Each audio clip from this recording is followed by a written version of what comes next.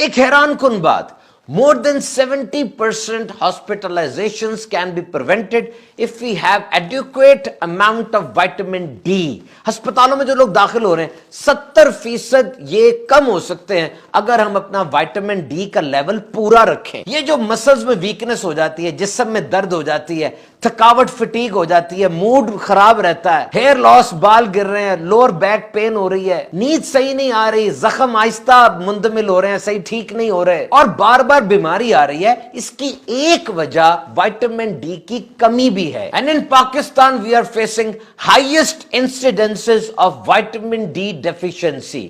بلکہ پورے south Asia میں, پاکستان, انڈیا, بنگلہ دیش کے اندر 80% لوگوں میں وائٹامن ڈی کی کمی پائی جاتی ہے. اور پریگننٹ وومن یعنی حاملہ خواتین میں 79.7% وائٹامن ڈی کی کمی پائی جاتی ہے, جس کی وجہ سے بہت ہی فیٹل کمپلیکیشنز یعنی بہت خطرناک پیچیدگیاں وہ ہو سکتی ہیں, جن میں پری میچور ڈیتھ اور مس کیریج بھی شامل ہے. اب وائٹامن ڈی کیسے حاصل کی جائے جناب؟ Historically humans have derived most of the vitamin D as a result of exposure to sunlight.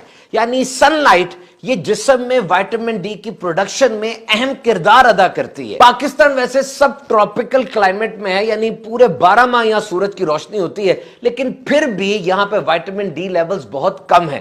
گاؤں میں آپ دیکھیں لوگ توانا ہوتے ہیں, صحت مند ہوتے ہیں, وہ سورج کی روشنی زیادہ لیتے ہیں.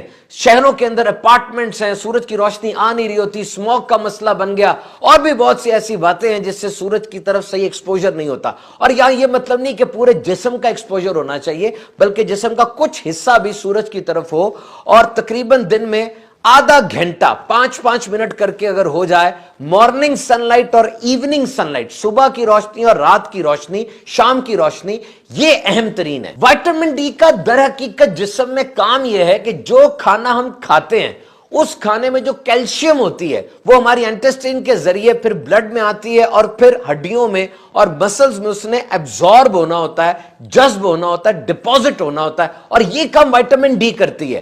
اگر وائٹامن ڈی نہیں ہوگی تو یہ کیلشیم صحیح طریقے سے ہڈیوں میں اور مسلز میں نہیں جائے گی. تو اگر وائٹامن ڈی تو ہے لیکن کیلشیم نہیں ہے تو اس کا بھی کوئی فائدہ نہیں ہے. تو کیلشیم انٹیک یہ بہت ضروری ہے. تو اگر سن لائٹ پراپرلی نہیں لے پا رہے تو وائٹامن ڈی اب ڈائٹ کے ذریعے اور سپلیمنٹس کے ذریعے لینی ہے. وہ کھانے کون سے ہیں جن میں وائٹامن ڈی موجود ہے؟ Fish, red meat, egg, breakfast cereals یعنی ناشتے میں جو سیریلز لیے جاتے ہیں, milk and orange juice fortified.